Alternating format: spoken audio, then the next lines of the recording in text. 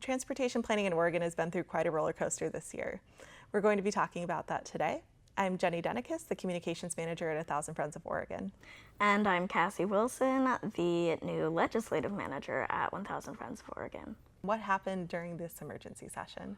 Governor Kotek called for a special session after the legislature failed to pass anything for transportation during the regular session.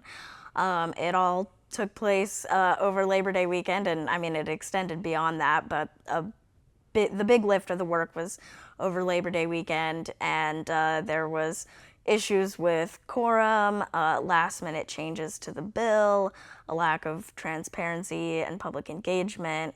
But they did get it done. The committee passed an updated version of the bill, which then went on to pass the House and later the Senate.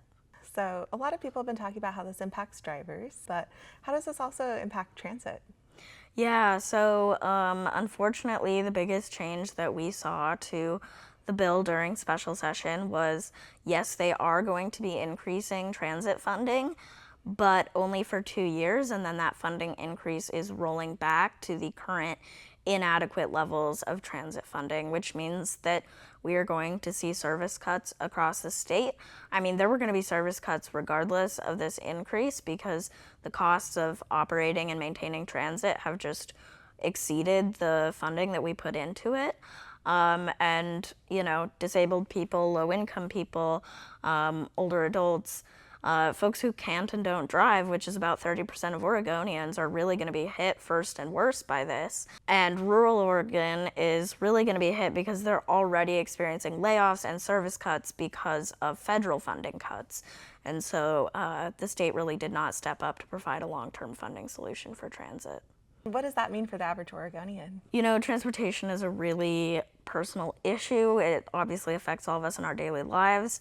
For most households, it's the second highest household cost. The average cost of car ownership right now is about $12,000 a year. And so public transit really provides people with an affordable transportation option if they can't afford a car or if their family can only afford one car.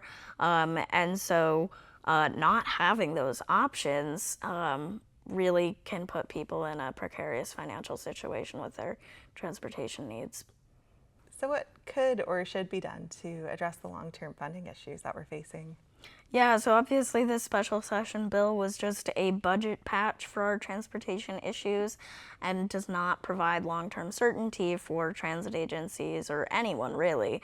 It also doesn't address climate or safe streets. And so really, in my opinion, the legislature's work needs to begin today to figure out how they're going to plan for the future, because what they've done is not enough. It does not provide our communities with what they've asked for over the past year and what they need. And so really we cannot see this stopgap as the end of our work.